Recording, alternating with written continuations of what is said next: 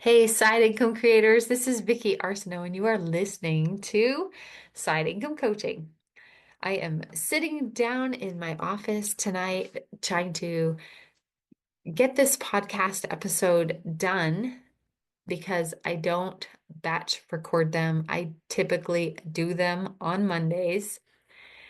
And today's been a struggle of a day. And so I have not really been super inspired about what I should be sharing with you today. But just now, as I was thinking about how 6 years ago we were able to pay off our house, we paid off all of our debt and then we finally paid off our house. It was the most amazing feeling to be able to get to a point in our lives. My husband had just turned 50, just barely, like in that December, he turned 50. So I think I was 45 or 46. I don't remember. And that was our goal, like pay it off by the time we're 50. It was so amazing to be able to pay down that debt. We celebrated, it was great. And then came the next season of like, oh, well, what do we do now? We had spent so much time and energy trying to pay off everything that when we finally got to our goal, we were like, okay, what do we do now? Oh my gosh, this just popped in my head too. Have you ever played Mario Brothers? Like Mario and Luigi, and they have to go and save the princess. So like in the old days when you would play it on the like Super Nintendo or even the one before that, you would get to the end and save the princess, and it was such a letdown. Like you thought there was going to be something really amazing that happened once you saved the princess. Like you just went through all of these worlds and you saved the princess, and they're like, there's a little heart in between her and Mario. That's it, really? So a total tangent, but it's because you get to a goal and then you find out there's no fireworks there. Nothing in the world has changed except you now have one less thing that you're pursuing. Your goal has been reached, and you can't stop at that goal. Because what happened for us is when we paid off the house, I began to get really complacent when it came to the Lord.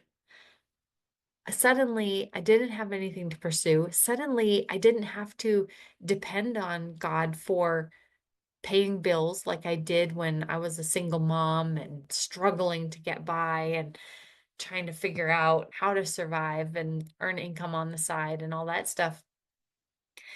And God showed up in so many ways, like just randomly. I mean, like people at church or my mom or whoever would randomly give me $25, or someone would drop off groceries or whatever thing. And so it was like amazing to just see how God was providing. I was doing my part, and then God was picking up where I couldn't cover it. So suddenly we're in this place where we don't have that kind of dependency on God anymore. And it made it a really tough season. And I got to a point where I was like, God, I want to be with you. Like I was like happy and everything, but still I felt a little bit dead inside. So, and I don't mean that to be dramatic, like an angsty teenager. I feel dead inside, but I just mean like I wasn't growing now. I was stuck. I wasn't pursuing anything. I was totally stuck. So I asked God, like, I want to spend time with you. I want to know you more. I don't want to stay in this place where I am right now. I need to grow. And I got to a point where whenever something that would look like it was bad to happen, something would break down, or, the car breaks, or, the fridge breaks, the dishwasher floods, like all the crazy things that can happen in your house. I actually started looking forward to them. It was really weird. I totally know that. But I looked forward to it because I felt alive again. I felt like, oh my gosh, Lord, I need to depend on you still. I need to grow through this area. And I began to find joy in all of the challenges that would come up. And now that I'm saying that, I remember Paul saying that, first of all, you got to rejoice in all things, but like he found joy no matter what he was going through. And his life was pretty rough. When you're reading the Bible, you're like, Paul, oh my gosh, so many crazy things happened to him. And he still just pursued the Lord and loved the Lord and kept preaching the gospel. So I began to be really happy whenever things would go horribly wrong. And it's so crazy. I mean, sure, of course I would cry or whatever, but also at the same time, I was so grateful to just feel alive. So luckily, since then, that didn't last super long, but it was long enough for me to learn my lesson to always thirst for the Lord. So this very long-winded story is to kind of encourage you to think even beyond your most pressing goals or desires. It's just that you always need to have the next thing, and you can be content, be joyful that you reached whatever milestone you wanted to reach. Celebrate it. It's awesome. And then ask the Lord, what is next, God? Don't let me get complacent, please. I want you to always be at the center of my life, at the center of my world. I want everything, all arrows pointing to the Lord at all times.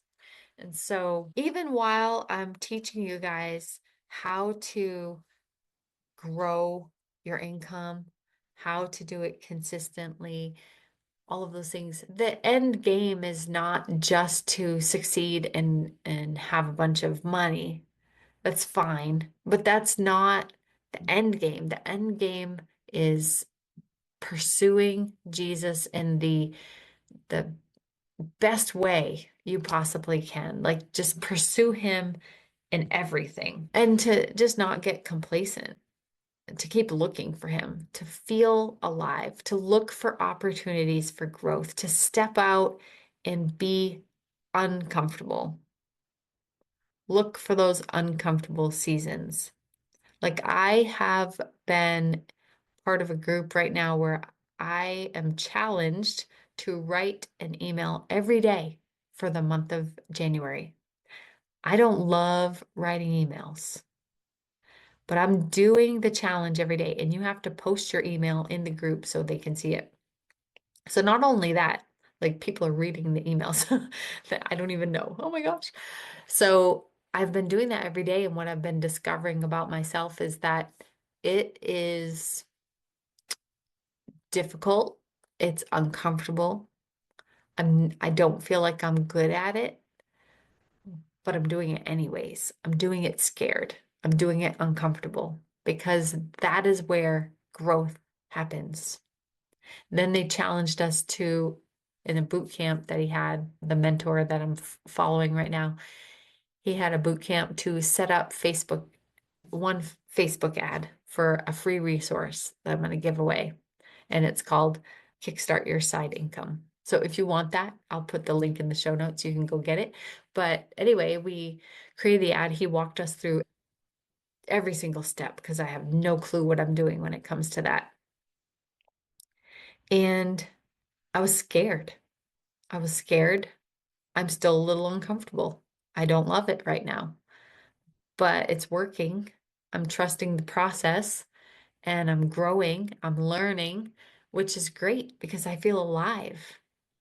And I guess that's the big takeaway, you guys, is just to embrace the changes, embrace new things, embrace doing things different than you ever did before, and embrace pursuing the Lord and seeing what is next all the time. Embrace growth. Don't stay the same. You can't put a seed in the ground and have it produce fruit if it never grows and it's just going to stay a seed in the dark ground. You've got to let the seed sprout. So get ready to be uncomfortable. Let's pursue your goals together. or the outcomes that you want. Let's pursue those together and grow together. This is the best time to be alive right now. And it's the best time to pursue the Lord. So I know this isn't a typical episode, but it's what's on my heart tonight. And I'm just going to put it out there and see what happens. I hope anyway that it would bless you. And I'm so thankful that you listen. And I hope you'll continue listening and share it with friends or family. Leave a review if you want to. Let me know you're out there. I really wish that's the one thing that I like about doing Facebook Lives is that I can really interact with people while I'm talking. This is a little different. I would love to have a conversation back and forth instead of a one-sided conversation, but this is how it is. So if you want to leave a review or you want to send me an email or find me on Facebook at Faith Aligned Business on Facebook or at Coach Vicky Arsenault, I would love to hear from you and just hear how you're doing, hear what your questions are, and just get to know each other as Christians, as brothers and sisters. So, anyway, I hope you have the best night, day, week, wherever you are right now. And I will see you next time. Bye for now.